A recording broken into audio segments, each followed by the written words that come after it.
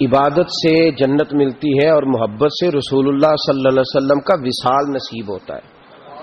خشک خشک عبادتیں رہ گئی ہیں، محبت نہیں، خلوص نہیں، آ کے بیٹھنے والا بھی وہ تڑپ نہیں رکھتا، اس کے چہرے پہ وہ روشنی نہیں آتی۔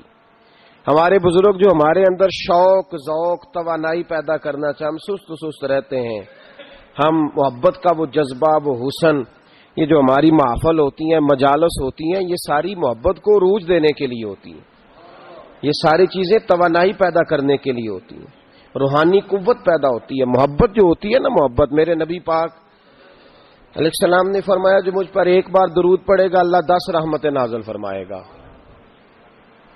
خوشی ہوئی ہے نا آپ کو؟ اللہ تعالیٰ آپ کو خوش رکھے، آمین کہنا۔ اللہ کرے آپ چمک جایا کریں ایسی باتوں سے۔ جو موضوع میں نے چھیڑا ہے نا، اس موضوع میں تو کھل جاتا ہے بندہ۔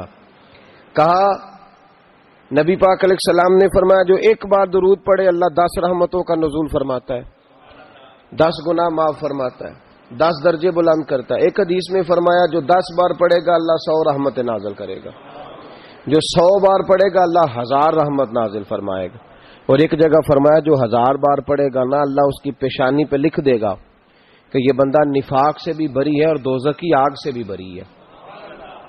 یہ سارا ثواب گنوایا، یہ سارا درود پاک کا یہ ثواب گنوایا حضور نے۔ فرمایا درود پڑھو گے قیامت میں روشنی ملے گی، درود پڑھو گے قیامت کے اندھیروں میں تمہیں نور ملے گا، ثواب گنوائے۔ ایک حدیث میں کیا لفظ ہے؟ ایک بار پڑھو 10 بار پڑھو 100، یہ ثواب ہے۔ اور ایک حدیث میں کیا فرمایا؟ فرمایا اسمع صلاۃ اہل محبتی، ہاں اگر تو محبت سے پڑھے گا تو حضور اس کا کیا ثواب ہے؟ فرمایا اس کا ثواب یہ ہے کہ تو پڑھے گا اور تیرا رسول اپنے کانوں سے تیرا درود سنے گا۔ باقی جس نے پڑھا اسے ثواب بتلایا، اور جس نے محبت سے پڑھا فرمایا تیرا میں اپنے کانوں سے سنوں گا، میں خود سنتا ہوں اپنے کانوں سے۔ اس کا جو محبت، اس کا مطلب ہے محبت کا بڑا درجہ ہوا۔